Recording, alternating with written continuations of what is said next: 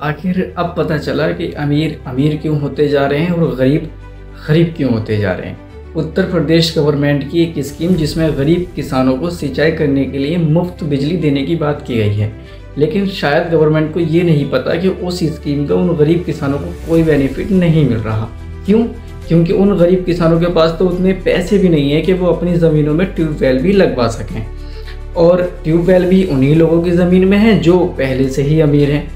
और हैरानी की बात तो ये है, गवर्नमेंट की नज़रों में वो लोग गरीब हैं जिनके पास 10 बीघे से ज़्यादा ज़मीन है। और अब तो गवर्नमेंट ने उन्हें और भी ज़्यादा बेनिफिट दे दिए कि अब उन्हें बिजली का बिल भी देने की ज़रूरत नहीं है, लेकिन आज भी बाकी किसान अपनी ज़मीनों में सिंचाई करने के पैसे दे रहे हैं उन ट्यूबवेल के ओनर्स को। जबकि होना तो ये चाहिए था कि अगर 1 बीघे के वो 100 रुपये चार्ज करते थे तो अब उन्हें 1 बीघे के 50 रुपये चार्ज करने चाहिए थे, 50% लेस कर ताकि दोनों को बेनिफिट हो।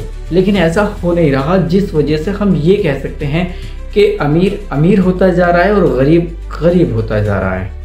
अमीर एक ऐसा शब्द जिसके बारे में हमने एक कहावत सुनी थी कि अमीर वो नहीं होता जिसके पास ज़्यादा मालो दौलत होती है, बल्कि अमीर वो होता है जिसका दिल बड़ा होता है, जिसका नेचर अच्छा होता है। लेकिन आज ये कहावत सिर्फ एक कहावत बनकर रह गई। आज आप देखते होंगे जब आपकी सोसाइटी में कोई अमीर इंसान आता है तो लोग उससे मिलने के लिए भाग कर जाते हैं, दौड़ कर जाते हैं, उसे सुनना चाहते हैं, उसे देखना चाहते हैं। लेकिन क्या कभी आपने ये होते हुए देखा है कि किसी गरीब से मिलने के लिए लोग भागते हों, उसे देखना चाहते हों, उसे सुनना चाहते हों, हाय हेलो करना चाहते हों? नहीं, ऐसा नहीं देखा होगा। तो क्या इस सब के पीछे गवर्नमेंट की गलती है? नहीं, न जाने गवर्नमेंट तो कितनी सारी स्कीम को लॉन्च करती है ताकि देश के अंदर स्टेबिलिटी आ सके, लेकिन इन स्कीमों का बेनिफिट उन्हें ना के बराबर पहुंचता है जिनके लिए ये स्कीम आती हैं।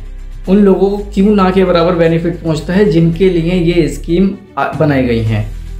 इसके पीछे एक रीज़न है, एक कारण है, और वो है करप्शन, भ्रष्टाचार। भ्रष्टाचार एक ऐसी समस्या जो देश को, विदेशों को, कंपनीज को, ऑर्गेनाइजेशन को, सिस्टम को, सोसाइटी को, सबको खोखला कर देती है। गवर्नमेंट का जो भी पैसा गरीबों तक आता है वो आते आते ही आधा हो जाता है। वो आधा पैसा कहाँ चला जाता है? वो आधा पैसा सिस्टम से जुड़े हुए लोगों की जेबों में जाता है। तो क्या आप जानते हैं कि वो लोग कौन होते हैं जो करप्शन को बढ़ावा देते हैं?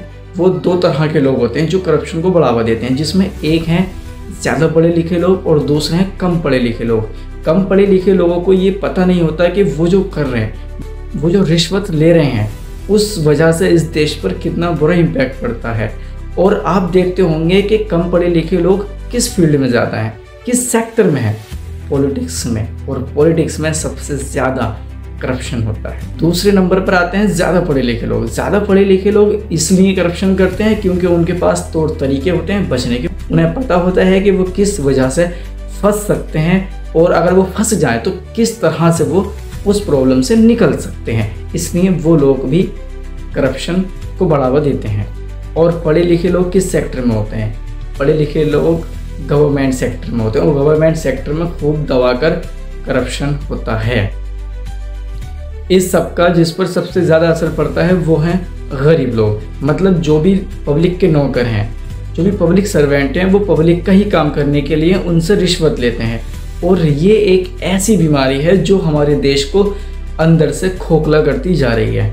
और अगर हम इस समस्या से बचना चाहते हैं तो हमें हमारी गवर्नमेंट के साथ मिलकर काम करना चाहिए, और जो भी स्कीम गरीब लोगों के लिए आती है वो उन तक पूरी तरह से पहुंच जानी चाहिए। तभी तो सबका साथ सबका विकास होगा। और आप हमारा साथ दीजिए हमारे इस चैनल को सब्सक्राइब करके, ताकि हमारा भी विकास हो सके। और आप हमारी इस वीडियो को लाइक करें, शेयर करें, और कमेंट में ये ज़रूर बताएं कि आपको हमारी ये वीडियो कैसी लगी। मिलते हैं अगली वीडियो में। जय हिंद।